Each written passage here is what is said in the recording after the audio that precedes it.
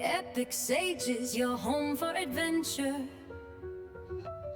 Crafting worlds where your story's the center. Gear and tools for the brave and the bold. Your journey begins as the tale unfolds. Step inside where the legends begin. Maps, dice, and stories, the magic within. Adventure in mind, we're here by your side. At Epic Sages, where heroes collide. Every campaign, every turn, every fight, we give you the tools, you shape the night. Epic Sages is where you find satisfaction. With adventure in mind and your own passion. We control the board, you control the action. Epic Sages, where legends find traction. From online to in-store, we've got what you seek. Gear for your quest, world so unique. Your heroes rise, we light the way. Epic Sages, your guide through the fray. No matter the path, no matter the game, your story is yours, we fuel the flame. Epic Sages is where you find satisfaction. With adventure in mind and your own passion.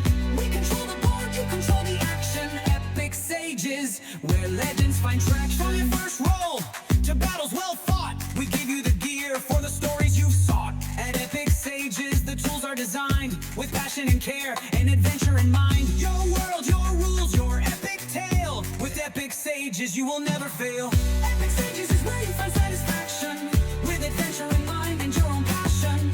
We control the board, you control the action. Epic Sages, where legends find traction. We like the way you shape the venture.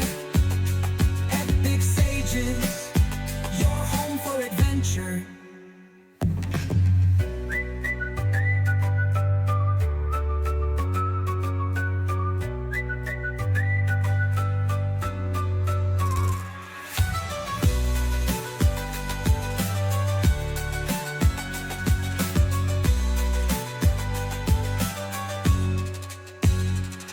From online to in-store, we've got what you seek. Gear for your quest, world so unique. Your heroes rise, we light the way. Epic Sages, your guide through the fray. No matter the path, no matter the game, your story is yours, we fuel the flame.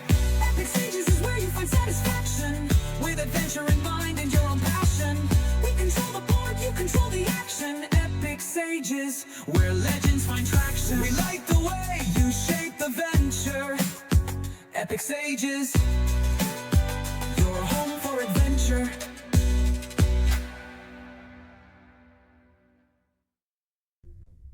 Hello, hello, hello. Welcome to episode 17 of season 5 of our silly little classrooms. Tonight's topic, tonight's saying all that fun stuff is trumpets, or when the trumpets blow, knowing the end from the beginning. That was close, right?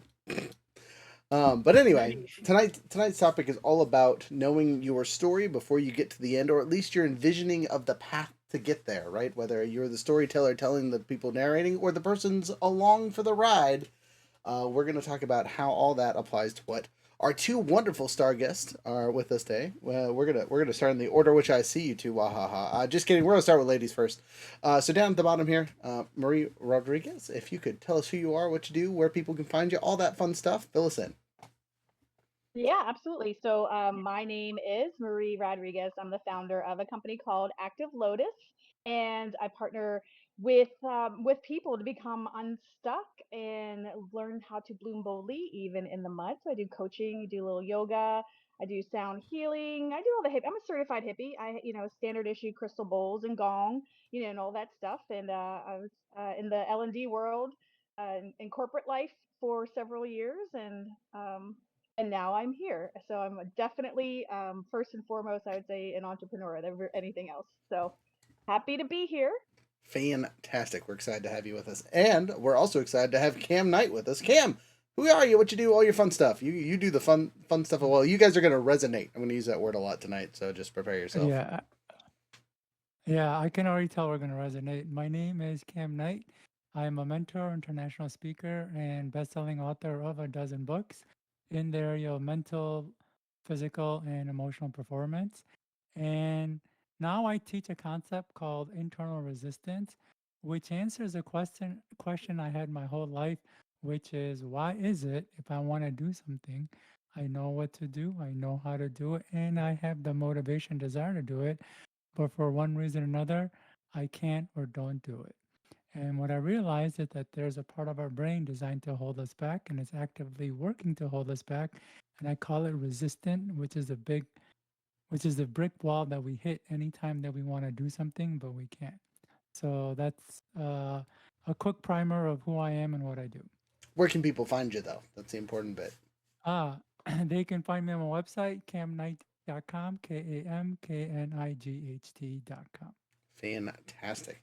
Well, I'm going to do the title one more time, and I'll say it appropriately this time so you guys can kind of get a mental image of what we're talking about, right? So it's Trumpets Sure. Mark the End, knowing the goal from the start, right? So when I say those words, as we start with pretty much every podcast, what is the first thing that just pops in your mind when we say that title in foldy or in part? What is the first thing that pops into your guys' brain?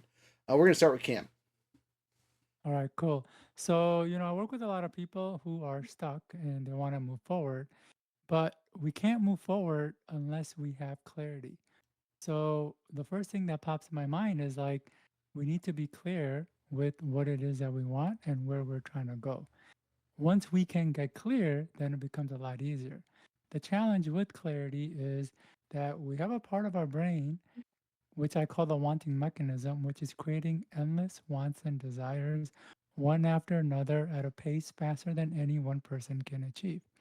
And this wanting mechanism is unrestrained and it's creating wants all the time and it's pulling us in all directions.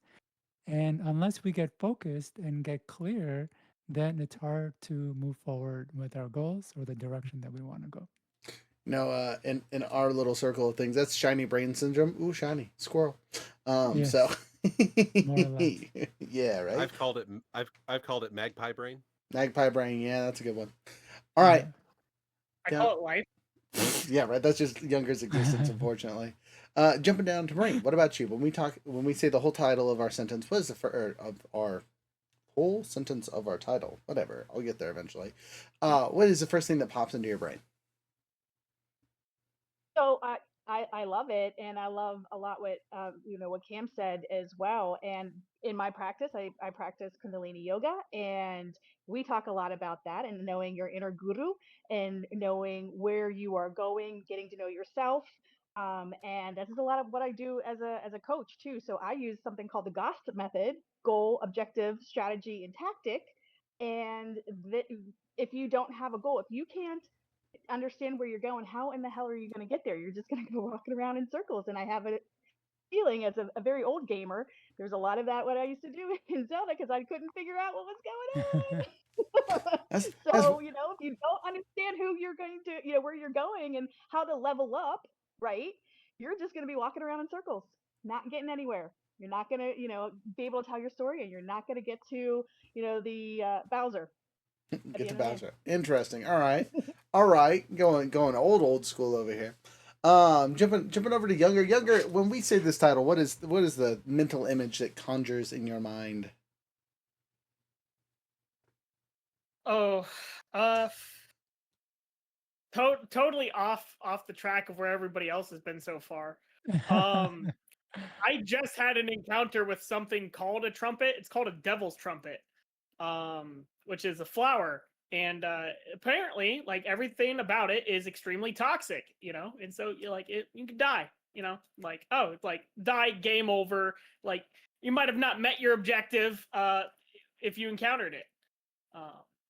Interesting. A So different way of sorry the for throwing trumpets. it for a loop. No, that's good. Trumpets marking the end. Literal trumpets, the flower, wild. You gotta love universal timing on this. Jared, what about you? Well, I'm also gonna kind of take a hard veered left. It's like you're asking what the first thing that pops in my head is when trumpets sound, knowing the beginning from the end. My first thought, and I'm going to out 4 years of high school seminary here. I think of the Book of Revelations and the breaking of seals and the sounding of trumpets as angels are like, the end is nigh. Interesting. Okay, all right. A hectic end to things. So my visual goal when I made the title was definitely like a wedding ceremony or the victors coming home to the sound of trumpets, right? So you getting that. You don't get that celebration until you hit the end of your road, right? Once the journey's over, right? That's generally the goal, though, is you want to be the heroes that march down the golden steps, victorious, yada yada. But as all of us know, rarely is that truly the case, whether in storytelling or real life, unfortunately. So, with that being said, um, let's go into personal experiences really quick. So, starting with Marie on this one. Can you ever think of like a time with your clients where they've hit that ceremonial goal, where they've hit they've followed your what'd you call it, gasp or gap? GOST, Gasp. GOST, That one, gasp. objective. Has it Yeah. have anyone you've worked with in the near future or the far past that had just like hit that wholeheartedly and made it to their objective and got that celebration kind of thing?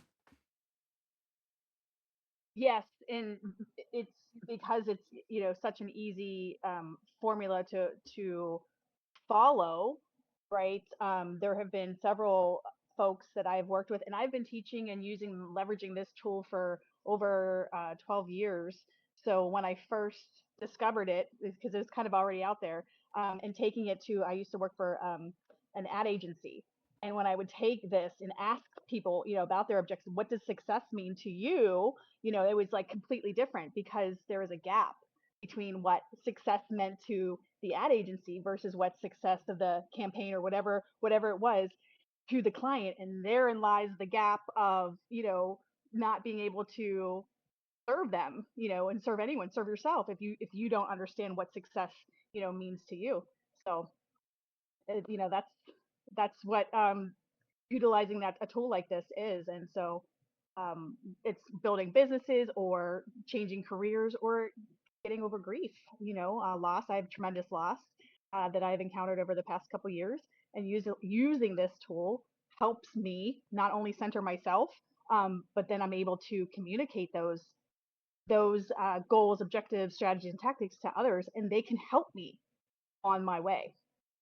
Yeah, I'm gonna jump back into this in a couple minutes because that is a fantastic businessy thing that I love to talk about, especially when we talk about the difference between marketing objectives and owner objectives, right? There's great kind of memes, and we'll get into that in a minute, but don't let me forget, will you?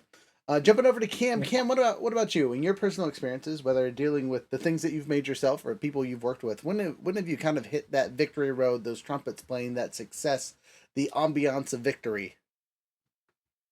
Yeah, I love it. So, as I mentioned, I have written a dozen books, and after finishing a book, there is that feeling of that victory and the trumpets playing because writing is a huge endeavor. It takes months and years to write a book, especially pre ChatGPT when I wrote all those books. And so, I would put so much time working, writing from morning till evening, and then when it finally got done, it just felt so liberating and so gratifying that I was able to take something that took so long, start from scratch, and, see it all the way to the end. But then with something like a book, it's not just about finishing the book. Then you get to work on the cover, and then you work on the blurbs, and then you publish it. And then when it's finally up and ready for people to be able to consume it, I mean, that's even more exhilarating. And in fact, I actually love helping my clients get to that point as well. And everyone is in different stages of their journey. So what requires someone to go from one end over the gap to the other end is very different. For some people, it's fear. For some people, the resistance shows up differently. But I do remember one person I was working with recently had a fear of the dark, interestingly enough. And I loved that at one morning, he texted me at like 5 in the morning saying, "Hey, I am here out camping. I'm about to hike this peak." And it was like dark outside. And he was celebrating how he had overcome this fear that he had. So that was very joyous for me to have been part of.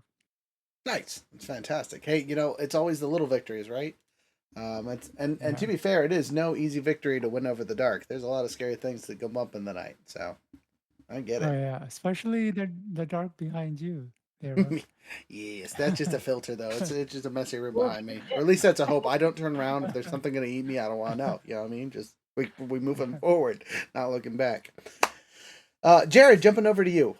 In your experiences, can you think of any time where you've kind of hit that victory? You know what? I'm gonna refocus for it for you really quick. As a player, have you ever experienced victory of getting to the end of something, completing a campaign, or just a major objective for one of your character storylines that you just remember vividly, and getting those fantastic moments of I'm the one today.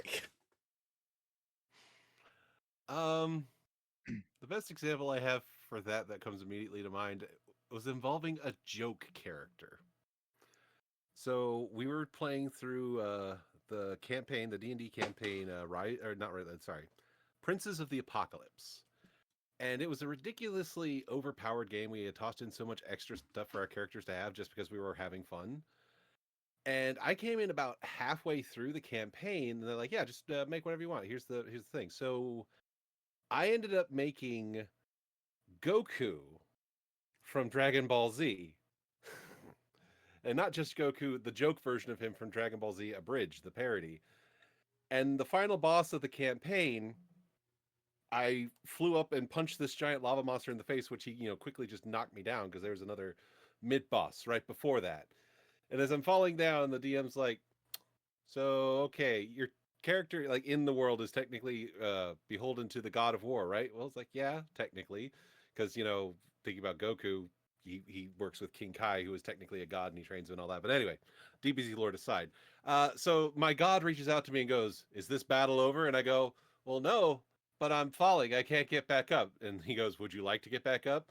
"Yeah, okay, but after this fight, you're done." And he's like, "Okay." So he gets back up and has like another 5 rounds of combat where he almost takes down the boss by himself.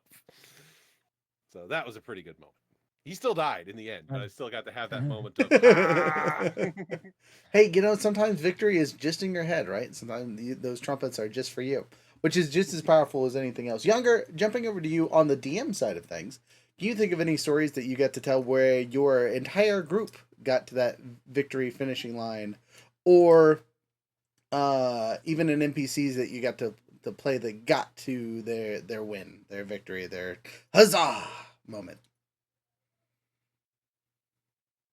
Certainly, it's generally on a more shorter based campaign, but with that, having that clear objective set for them, and just watching everybody's face light up, like after they're like, "Yeah, we just defeated the big bad. There was actually a happy ever after. It wasn't just like oh."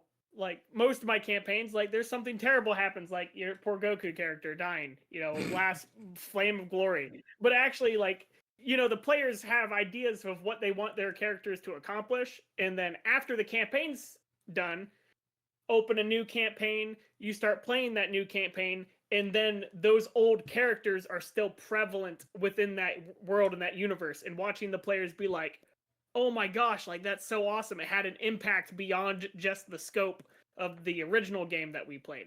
That is what I think is really enjoyable from that. So like they completed the short-term goal, and then it sparks their interest in the next campaign, and they're like, "Oh my gosh, he actually did the things he set out to do." Generational D&D campaigns or any TTRPG campaigns are always fun, especially when you get to bring those callbacks from earlier campaigns, even if they're fun Easter eggs that don't actually matter at all. A great example for our company is the two of you guys know Squawk, right, which is a seagull in armor that appears in pretty much all of our online games at one point or another. He also acts as our fade to black filter, so if someone gets a little bit of touchy feely, ha ha ha, we get the Squawk that pops in the screen, and we move on. Uh, and that's just a fun callback to it. I gave him a soundbite. You did give it. No, not right now. Later. I'm not gonna pay it. I'm not Anyway, jokes aside, kind of going into our talking about our goals, right? Because figuring out what the end is from the beginning can be really hard, right? Do either of you guys have a kind of way to get there when you're kind of lost, right? Lost in the sauce, circling the map, don't know where the next objective is, playing the Dark Souls of life, which is just regular life. How do you guys get to that, like, finding what you need to get to, right? And this is just a personal for you guys. Do you have any hints, tips, ideas, things like that? We're going to start with Cam on this one. All right. So as I mentioned, that we have one part of the brain that is responsible for creating wants, and it's creating endless wants, and will go all over the place. And you guys had kind of referred it to as shiny object syndrome or something to the like. So I really like starting with there because we are always wanting something, and those wants never end. In fact, what I tell people is even if you lived multiple lives, you couldn't achieve, let alone enjoy, all the wants your brain is producing, even in just a single day. So the issue isn't that know you don't have a want, they're there. It's a matter of getting from all those wants to a much more singular focus. And what I mean by that is, there's a lot of talk in personal development that you can do anything that you want and your potential is limited and limitless and things like that. And although that's true, our brain and potential is still finite and we can't do everything. In fact, I love this quote by David Allen, which is, you can have anything you want, but not everything. So the goal is really to start narrowing down on those wants, cutting them down until we can really hone in that one that is really calling for you or that is really truly your calling. And once we can hone in on that, then it becomes much easier to move forward or to figure out what the next step is. Gotcha. So what I'm hearing, just to kind of displace that, is when you're lost in the sauce, right? It's good to kind of restrict what you're throwing in there. It's good to trim Yes. the bushes so you know what kind of tree you're making, that kind of thing. Yes. It's all about restricting, cutting out, removing until we get down to the few wants that you truly, truly want. And then it's much easier to move forward and do the things that we need to get it. Now, it doesn't mean we cut the rest out forever. It just means focus on one or two at a time before we jump into the other stuff. What I have found over and over and over again is that people are wanting to do everything at once. They want to start multiple things and they think they could be successful in multiple things from ground zero, and it's just not possible. Even when we look at the most successful people like Jeff Bezos or Elon Musk, Jeff Bezos, before he was selling everything, he actually started by selling just books. Once he got that down, then he was able to expand. Same thing with these other successful people. They usually started with one thing and they got that handle. And then based on their success, they could hire other people to help do the other stuff. But when we're trying to do everything all at once, especially from the start, it's just too much. Most people, almost always, they never get anywhere if they're trying to do too many things at the same time. Solid advice. Okay, all right. Jumping down to Marie. What about you? What are your some tips, tricks, helpful sayings to kind of refocus yourselves on what needs to get done or how to find an ending? How do you find your end goal? Right, is a good way to say. How do you figure out what you want to accomplish? I think that that's a really great question, and Cam had some really good insights, into that. For me, I am someone that spends a lot of time in my head, and that burns a lot of energy. And have an energy budget, right? We only have a finite amount of energy. So once I find myself burning this energy, I need to get it out of my head. I am not a journaler. I can't do it, but I'm a list maker, and I like really vomiting onto a page like everything that I have going on, I want, in my life, and then I take a step back and then I'm able to prioritize and going back to my core values, going back to my non-negotiables. And so that exercise alone allows me to really allows the answer to come to me, right? And reveal itself, because that's the for me the best way that I can get that. I am one that does not like to be told what to do. Nobody likes to be told what to do, right? But I don't like to be I'm told sure what to there's do. someone out there that really enjoys it, but probably no one in this room. We can't change other people. We can only change ourselves and all of those things. And so, for me to come to this, hearing it from other, oh, you know what you need to do? No, I don't. I don't. I've gotten my advice my entire life. It never worked for me. So I allow that this to come to me through the act of writing it out and often talking about it. when we talk to ourselves and we have these words leaving our body, right, and hitting our ears, so now we're feeling the vibration in our chest, we're hearing it in our ears, we're feeling how it makes us feel when we get to emote.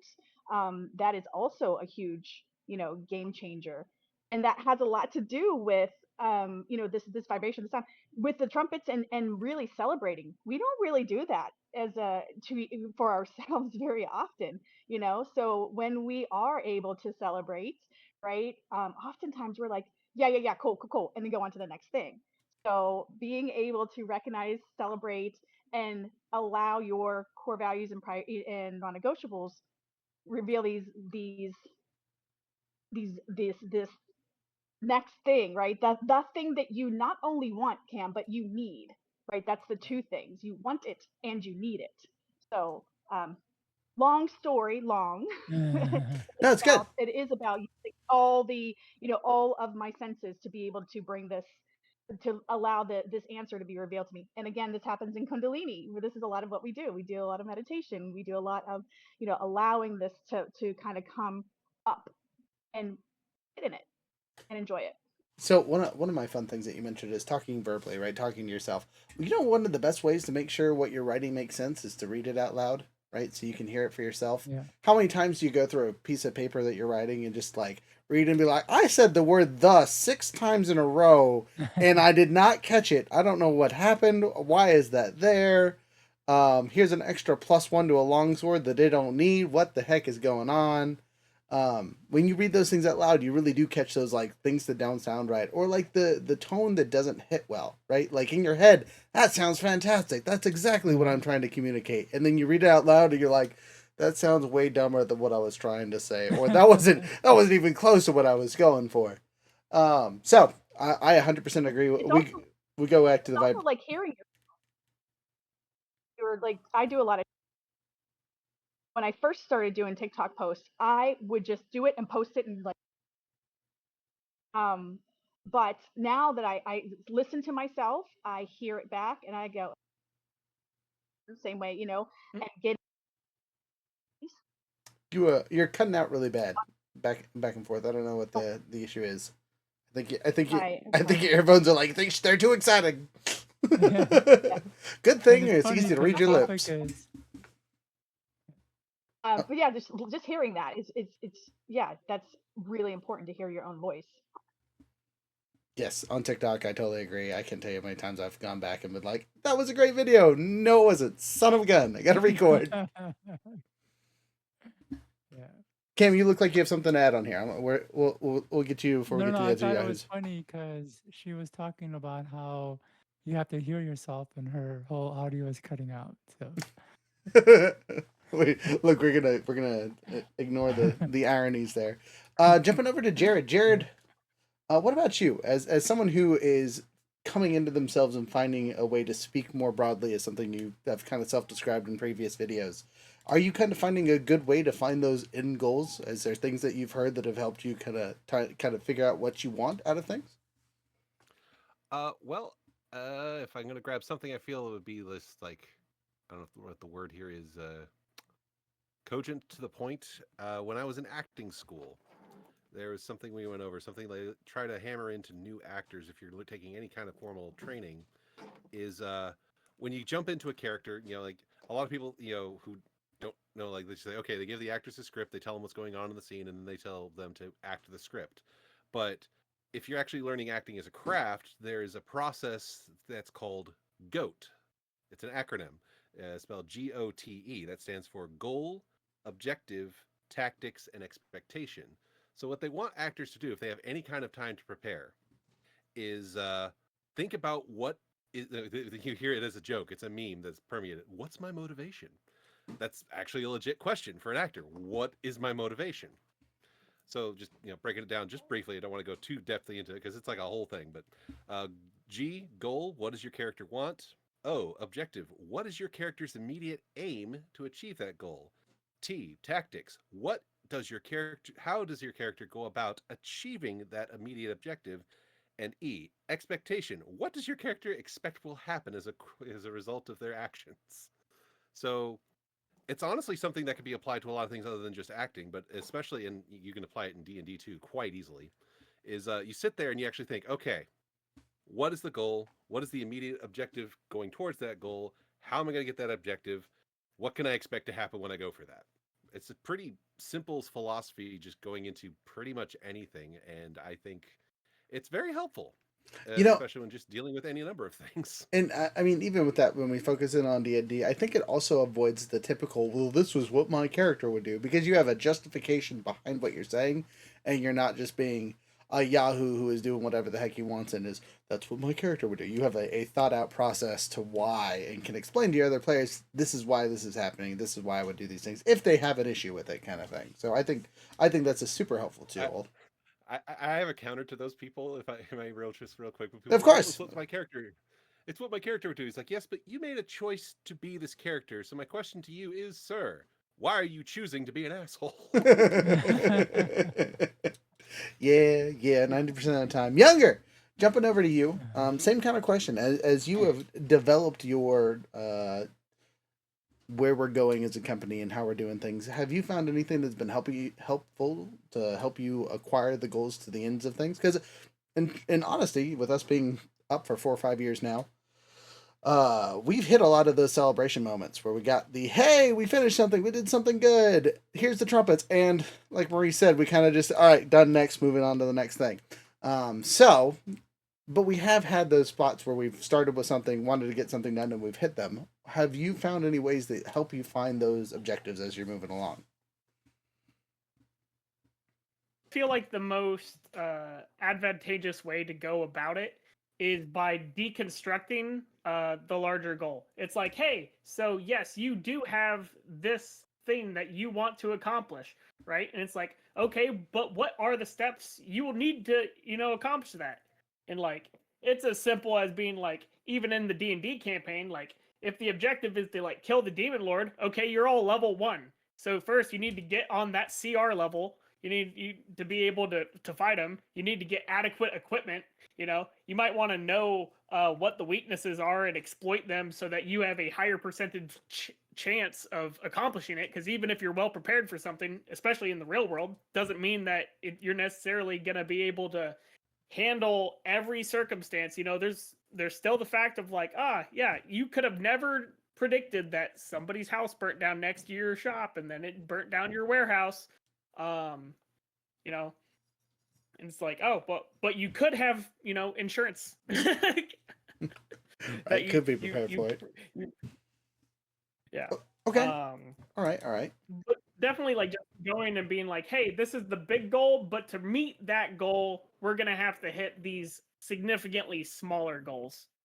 Okay. um So that also add to the buildup, because as you accomplish those smaller goals, you then build up motivation to be able to go on to that next goal, and you can use that momentum to move forward, because you're not going to be motivated, when you start. You might want something, but you're still like, that resistance, that Cam was talking about. But once you actually have, put in the discipline to go and accomplish that little thing, you're like, okay, I can use this momentum to keep on building upon that, until you are at that point where you've accomplished that bigger goal. And then you can use that momentum to go and build off into the next, reallocate like what you're going to do, what the next step is, the next thing, like, because that big goal you probably had was probably just a smaller goal for the bigger goal, right? Like you have like your immediate objective, like your tactical objectives, then you have your operational objectives, and then you have your strategic objectives, your short-term plan, immediate, what am I going to do tomorrow?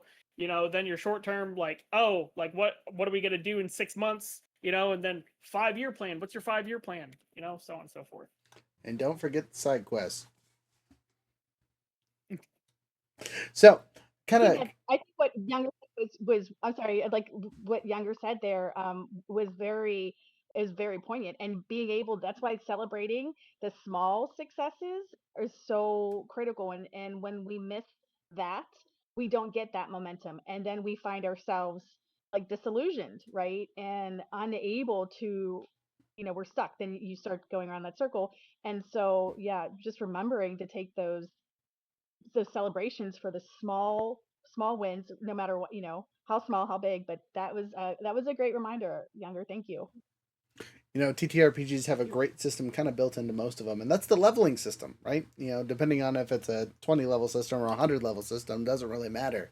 Whenever you hit that next tier goal, you get a thing. You get something special, whether that's more hit points or whatever, right? You get to have a small party, at least as you're building your character, go, yay, I did something fun. Um, so we're about to start this Cosmere campaign that's coming up shortly, and that is a huge part of how we are playing and doing it. Is it's all about the goals that you have to achieve and the goals you have to fail, right? Because sometimes it's realizing that a big goal that you wanted at the beginning isn't something you really want, right?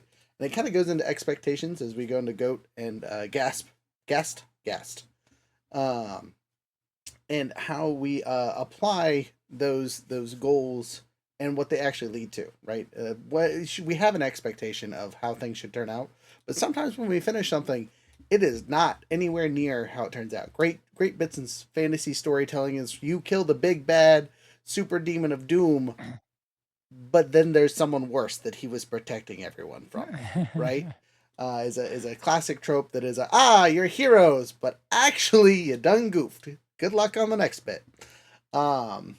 With that though, you guys look like you had something to say while I was speaking that up. No?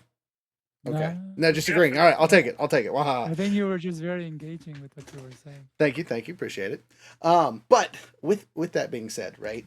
Sometimes there is the negative consequences of achieving our goals, and I'm gonna go back to both of you. Have you guys ever experienced that where you've achieved a goal that you were so excited about, and it just turned to mush on you, just totally made you restart or threw you into a corner where you're just like, I was not ready for that whatsoever. Three of you are touching your face, so I'm gonna give you a little bit of time to think about it. Cam, you think you got an idea for us? Yeah, so I do want to start by saying that the studies show that we humans are terrible predictors of how something will make us feel. We're terrible at it. And it really comes down to this wanting mechanism because when we have a want or desire, the brain floods these amazing emotions of how great it's going to be when we accomplish it and how it's going to flip our lives upside down. Everyone will love us and all of our problems will magically go away. Like the brain does an amazing job of doing that. And oftentimes, when we do get to or achieve a goal, that is usually not the outcome. Like most people don't care about your success, and if they do, it's because they're jealous and want what you have. And even more, your problems don't go away because you still have to go grocery shopping, take the car to the mechanic, deal with health problems, as well as the rejection of others. So I wanted to kind of frame that because it's easy to think something's gonna that we go after is gonna turn our life upside down. And so a lot of the work I actually do with my clients is I develop a technique that helps people go inside their unconscious mind. And we actually do the work in their unconscious. It's pretty wild. And what I found is the deeper I take people, the more we get to what's really under driving what they want with their goal, whatever that goal is. It comes down to wanting attention, affection, and approval, or to be seen, to be heard, to be known, and to matter. Like it almost always comes down to that. And if we go one level deeper, it's usually because of the love of a mother or father they didn't get. Like almost everything that we're going after comes down to that. And it's like wild to think that's what it is. But over and over, this is the pattern that I have seen. And so I'll talk about like the one goal that I had. And then when I got it, I was like, this isn't, or this wasn't great. And it was really, spending 4 years in university and working really hard to become a CPA and then getting into corporate world.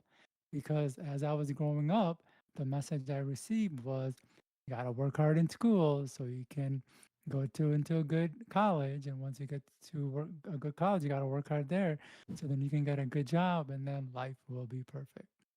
And I did that, got a good job, and I was making good money, but it wasn't. I mean, it was miserable. And I don't want to say it was because of the corporate lifestyle or what it was, but it just wasn't what it was cracked up to be.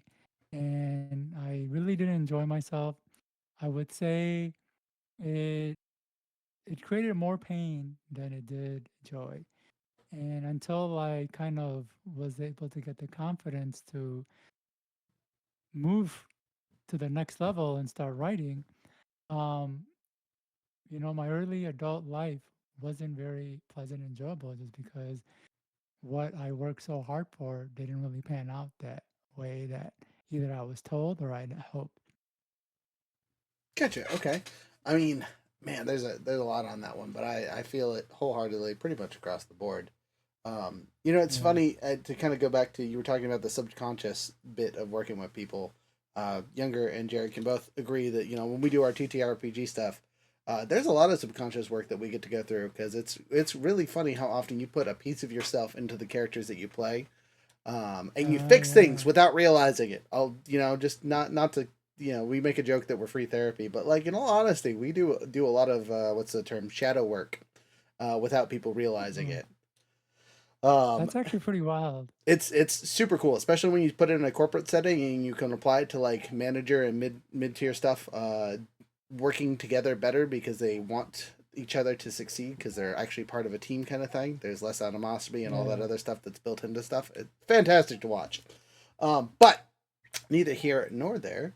Coming down to Marie, what about you? Where's your head on this? Where was your this failed terribly and I'm very sad about it because it's not what I wanted. Yeah, so a lot of what Cam said resonated with me as well, because I did the same thing. I got my master's from Thunderbird, School of Global Management, and I wanted to do M&A, so manage mergers and acquisitions. I got to that point where I was a head of two departments in a global cybersecurity company, and I was like, why am I so like Yeah. miserable? You can And curse. it It's was the okay. corporate. Because this is my favorite word. But it was 100% the corporate culture that I did not like, And this is a lot of who I coach as well. You go to the right school. Look, I went to the right school. I got the right degree. I got the right, to the right college from the right college. I found the right partner. I had the right amount of kids, even if that's zero. I got the right house. I got all the right things. Why the fuck am I still so goddamn miserable? Right?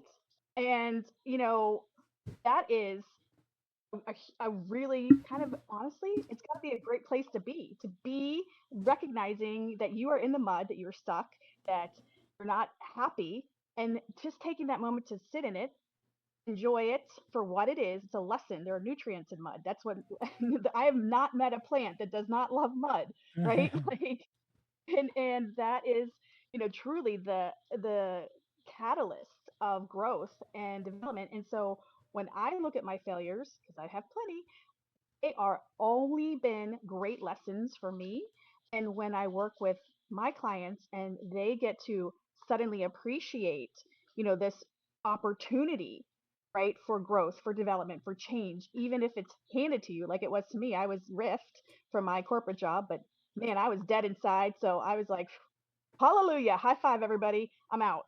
Um, that is like truly a gift to be able to look at this failure and learn from it, embrace it, and go again. Um, and learn from others, right? Yep. Yeah, if I could just add to that, Please. because when you get to that point, you're told work hard in school so you can get into a good college. You go into a good college and you work hard to get a good job. Um, there's just one track that you have been taught, and once you do that track to the best of your ability, or even as best as it could be done, and you're still miserable, it's it's tough because you just don't know what else you could do. Like you don't see there's other options out there. You don't realize that there are other paths because you were told that there was just one path and you did it like I said to the best of your ability, but now it's like, well, I did what I was told or I did what the expectation was and what next? And so it's really nice to kind of like come to the understanding there's more to that. Like there are other paths, there are other roads, there are other options that can be more fulfilling and equally, rewarding. There's I yeah, got yeah, I got you got one what you got. Go, go, go.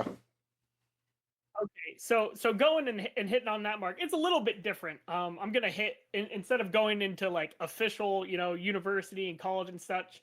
Whenever I was in school, I got accredited to be able to become uh, a like able to be an apprenticeship for like any form of construction. Like I went and got my national level certificates for construction, I got them for plumbing, and I got them for electrical. And for one reason or another, I was like, this isn't really going to be my deal. I was like, I don't want to stand on top of roofs in 115 degrees, and that's what's going to happen because of my frame and size of whenever I was that young. And so I was like, so I did that for a little bit, and I was like, not my jam. I was really good at plumbing, but unless I'm doing fresh construction, I really don't like crawling underneath buildings with rats and spiders, the size of my hand. Not my deal. And I was like, okay, so that's not my deal. And then I'm not an electrician. Like I did great in school and like I did everything I was supposed to do, but I'm scared shitless of electricity. And it's like I'm not gonna do anything more than change, my regular outlets or a light bulb. Like I'm not good. Like I've seen other people get shocked beyond the point of where I want to be shocked. And I was like, yeah, I'm not gonna do that. And so then I just jumped ship entirely. It was like I got all these certificates and stuff, and it's like, and I just joined the army, and I didn't do anything at all related to what. And I thought whenever I joined the army, I was like, oh well, I did terrible in school. I did the test, and they were like, you could basically be anything you want besides a nuclear engineer. I was like, oh, well, good. I didn't want to be one of those anyways. And so I just chose the job that I thought sounded the most interesting. So I chose an all source analyst. I was like, okay, well, that's cool. You get to deal with all these different intelligence agencies and stuff and da da da da da. And then like you join the army and you find out like, oh, that might have been your job, but then they could just stick you in the motor pool for like X amount of years. And so now I'm dealing with trucks. And I was like, God damn it, I hate mechanics. I actually failed that one when I attempted to learn in school. So I was like, this is stupid. So it's like you achieve that goal. You're like, oh, cool. Like I got really great on this test and I went and I passed my school flying colors to become an analyst and da da da da da and had all this stuff situated. And then it was like, and then life hits and things just don't go the way you thought they would, even though you had built yourself up in that way to be able to succeed. And then it's like, somebody up the totem pole decided it would be better to stick you inside of a garage. And eventually, like I got out of the garage and I was able to flourish within the actual field that I was supposed to be in. But that didn't stop the army from giving me like 3 years of absolute misery where I hated my life. So The army's job. but that shit, like, oh wow, he was like, yeah. And so I would say, like, even though that wasn't like the end all be all, those 3 years was definitely a moment of like, oh, that was shit. I did everything I was supposed to do. Like, sure, I jumped ship several times, and then it was like, okay, awesome, I'm in the right ship, I'm gonna go on the right crew, and then boom, you're not. You deal with terrible human beings who have terrible decisions, and in the army, you can't really do anything about that unless they do something illegal. And even then. And, Jared, just so let's you get talk- a little bit of talking time, jumping down to you really quick. Talking about the failures or successes that basically felt like failure when you're at the end of it. Any fun? I'm throwing quotations up here. Personal experiences with that. I'm going to take another left turn here and just be like, I feel like what this could really apply to, especially, for everyone who's been like a hardcore nerd into a fandom for the last, has it really been 20 years? We have consistently gone in with the expectation to be entertained and satisfied by the stories from our favorite franchises and what's been happening over and over and over again. We've been left in the mud for a storytelling and experience standpoint. We just expected these people who are given trust of our favorite stories and characters, and they have just let us down consistently. So the point there is, like, if you keep getting left in the mud, you just figure out, well, why is this disappointing you? What elements of the story didn't land with you? And at that point, you can make a few decisions. You could just cut it out entirely, like a lot of people have. Like, I know so many people who have just left like 4 or 5 different fandoms just because they were just done with all the stuff they did wrong. But other people have kind of taken that and they're kind of like, well, this is why I didn't land with me. This is what was good, what I liked about that. It's like, okay, carry that forward into what you do. If you're a storyteller, use those elements in your stories. If you run D&D, make sure that those things are prioritized. So there's things to even take away from that, even when you're in like the depth of disappointment because uh Palpatine returned somehow. you know. Somehow that word right there ruined everything. It's the worst thing ever. Rabble, rabble, rabble.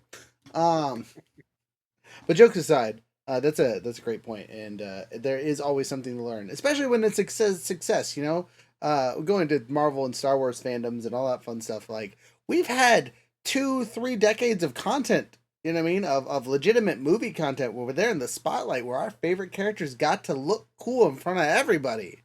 Sometimes some of your all's favorite characters are just trash, and that's on you. Um, but Personally attack. right, but there's been plenty of times where we've had that success. We got what we wanted. Our people got to be shown off. Our nerdy stuff that we loved got seen, and then we decided I don't like everyone seeing my nerdy stuff because they're ruining it. I don't like that. Yes, yes. And you know what? In some ways that's fair, but some ways that's also the downside of success, right? Is other people are going to see it, which can kind of go into things, and we go into our next bit of expectations, right? When you guys are coming up with these final goals, let's kind of talk about like how you mold or manage your expectations for getting to the end, right? Knowing what the end is good, but making sure that you aren't being over expected of what you're trying to get or under expecting what you're trying to get. How do you guys kind of mold that side of things? We kind of have an idea of how you get to, excuse me, to the goals. But once you figure out what the goals are, how do you make sure you don't overhype or underhype yourself? We're gonna start with Maria this time. That is a really great question. And yeah, tempering or understanding expectations, that took me a long time to figure that out, because I am an achiever and I've always been good at everything that I've picked up. And when I am not good at something, that is like, oh shit, that's like soul crushing. So for me to be able to manage my expectations of myself and my goals, I have to go back to speaking to other people, saying it out loud, looking at those who are on my path that are really, really successful, really, really far ahead, maybe not so far ahead, maybe just a step behind me, or even a step ahead of me, or just a step behind me. And so, I'm also able to give myself grace and um, forgive myself for days that I'm not making progress, forgive myself for days when I'm completely off track, or if I'm having a fuck it day and I'm like not going to do anything but sit and watch Wednesday rerun, the over and over again ad nauseum, because it's so great. So, those are, some of my, tactics that I have to do for my own mental health. Otherwise, I will drive myself and everybody around me completely insane. And I have done that for most of my life, and I don't want to do that for them anymore. I don't Gotcha. want to do it to myself. Hey, and to kind of tack onto that before we get to Cam, the other bit of making sure those expectations are understood is it makes it easier to communicate the goals when you have an expectation, right? Because if you over expect something or over under expect something, especially when it's from somebody else, the communication breaks down and you're just not going to have a good time, right? Whether you achieve the goal or not, if it's not to what you want, what your standard is, yada yada, there's going to be some issues there, right? So Cam, what about you? How do you kind of underhype, overhype, and avoid that? Yeah, so this is a really great question, and expectation is huge. It's actually a big driver to our experience. And there's a couple of things I want to say about expectations. First, it goes down to our wanting mechanism. As I had mentioned, when our brain creates a want, it floods our body with these positive, euphoric feelings of what life is going to be like, and all of our problems will go away and everyone will love us. So it does have a tendency to make the outcome seem much bigger and more grand than the reality. So it's really important to, when I'm working with my clients at least, to help them realize what the reality of the situation is, and it likely won't be as great as the brain is making it seem. The other aspect of expectation that I try to keep in mind, as well as help my clients understand, is that wanting doesn't equate to having. Just because we want something doesn't mean we'll take the necessary steps to go after and get it. And that's because of what I talked about, resistance. Once resistance kicks in, it could actually block us from getting our want or make it unnecessarily difficult. And if a person can understand that from the onset, then they can be more prepared to handle the detours that will come their way. And interestingly enough, a lot of those detours are going to be internal. Our own mind is going to throw up the rocks on the road and things like that. But if we're not prepared and we think, oh yeah, because I want this, I can go after and get it. Um, once we start facing these challenges, we're more likely to fall off. So these two are really big concept. Something that's even more important to understand is I talk about something called the tricks of resistance. If there is resistance or our brain does want to hold us back from something, it doesn't tell us that it is. It doesn't say, hey, Rook, that thing that you're trying to do, well, it goes against our habit, so I can't let you do it. Inaction actually manifests other ways, and our brain or resistance will use all sorts of tricks to keep us from moving forward. And the tricks can be very sly and sneaky. And some of the tricks make the goal much bigger and more grand than they need to be. So we become too overwhelmed and even exhausted just thinking about it. So I'm sure we've all had experiences where we wanted to go out and do something and we're like, we're gonna make it so big, everyone's gonna love us, and it's gonna be the next big thing. But as soon as we make it so big, we actually make it so difficult that we don't even want to start.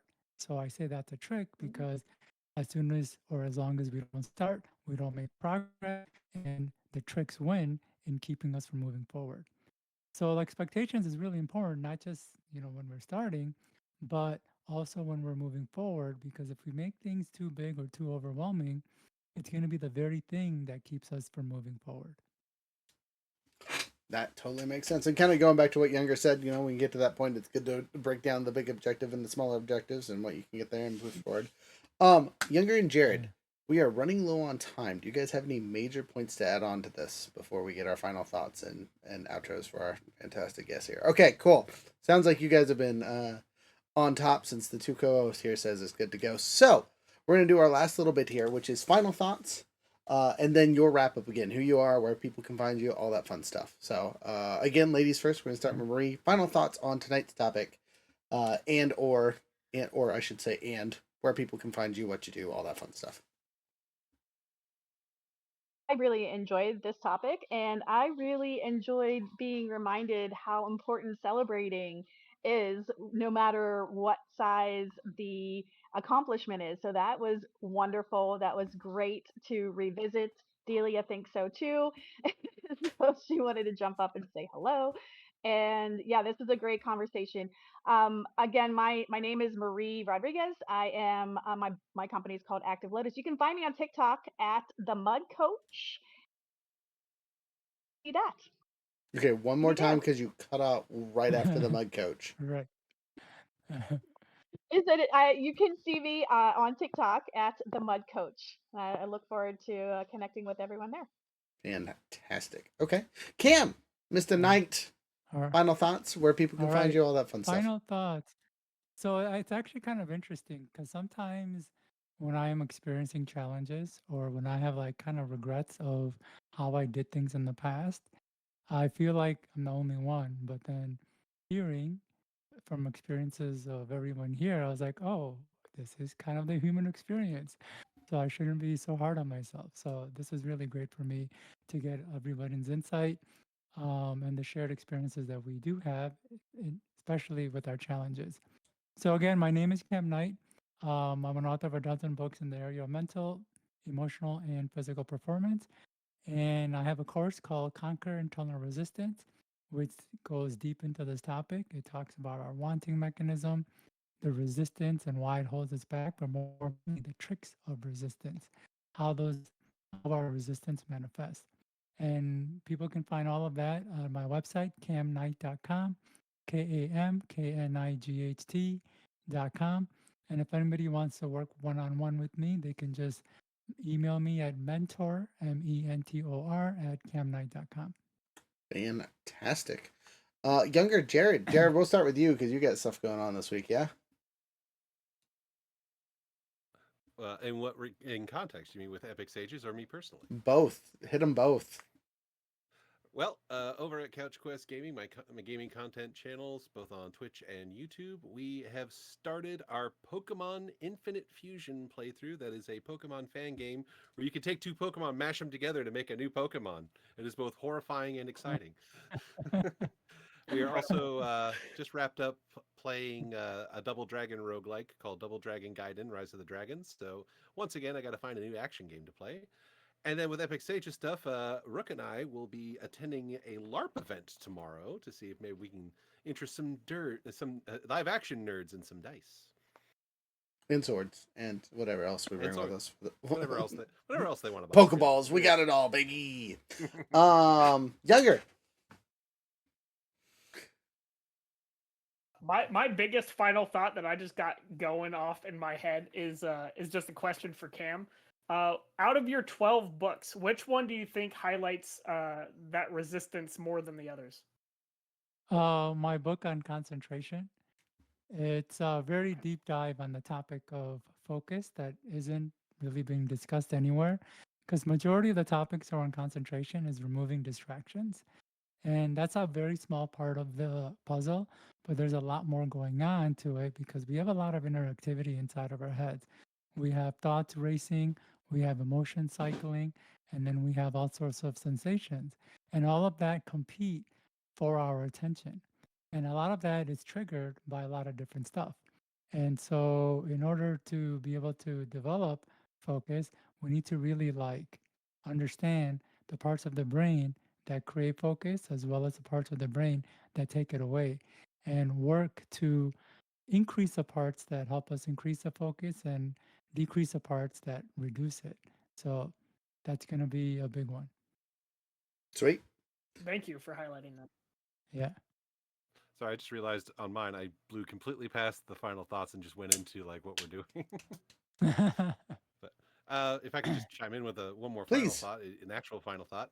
I would say to people like you don't like we talk about knowing the goals and the expectations a lot, but it doesn't have to be these big, lofty things. Your goal, like knowing the end, is it could be something as simple as just trying to be happy and just taking it day to day. The objective is find some way to move towards being happy if I don't feel happy. So if anyone feels like, oh, there's just so much, what can I do? I can just focus on something simple. Break it down, baby. Heck yeah. Again, Younger touched on that, and that's a powerful message. I agree wholeheartedly. Go in a direction as opposed to an objective. Yeah. Great quote about always taking the next step forward. But I'm not going to kill that this time. So, it's the beginning of a new month. Younger, what's our fun code that we're using for 10% off the website this month? It's August, if that matters at all. It's September. Rook. No, It's lies. September. We're past August, is what I meant to say. Gosh dang it. I thought that was Don't a ask joke. I me. wasn't sure. That's too much. Too I much thought you pressure. were quantum leap somewhere. It's like, oh wow, okay. We get an extra August bonus. This will get published in August of next year. Surprise. No, just kidding. To September. And Concentrate. Concentrate. Okay, concentrate 907. I like it. That'll be all caps on the website. 10% off all the stuff and the things on there. Next Monday and Wednesday is our game week. We are running to the end of our Silly Power Rangers campaign. We got 2 episodes left of that before we start new adventures. So keep an eye on that. And then Younger is running a game on Wednesday for our updated D&D stuff. So keep an eye out on that. And then, like we said, Saturday we're working. So tomorrow I should say we're working bright and early. And then, yeah, we got new stuff coming in. We're doing orders shortly. So if you guys have things that you want to get ordered, send us messages and we'll see if we can find it, kind of thing. This is the time to bug us. With all that in mind, with adventure in mind, have a wonderful night.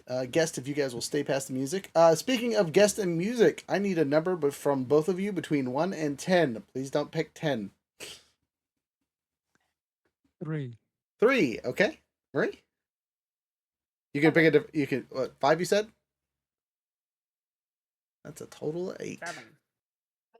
Not said you. Yeah, 7. yeah. Oh, she said 7. Okay, said sorry. 7. Yeah. 7 and Yeah. 3. That's 10. Hey, I said don't pick 10. What's wrong with you people? All I right. didn't pick 10. How dare you? All right. Where is it? It is I right. didn't say don't let those two numbers equal 10. To 10. be fair. You guys got 10. It's So they're okay. This setting is true. It's fine. It's fine. I'll cry about it later. All right. So the song you guys got is okay. You did this to yourself. Grab your dice, grab your drink. It's table night, let's roll. Stack of Cheetos, soda's gone flat. One guy's late, yeah, we all knew that. GM smiling, cooking up pain. We'll derail the plot like a runaway train. Nat one don't care, we're still alive. Nat 20, everybody high five. Roll it, feel the beat ignite. Critical vibes, we go all night. This is the table, this is the crew. Tonight we roll, the world is new.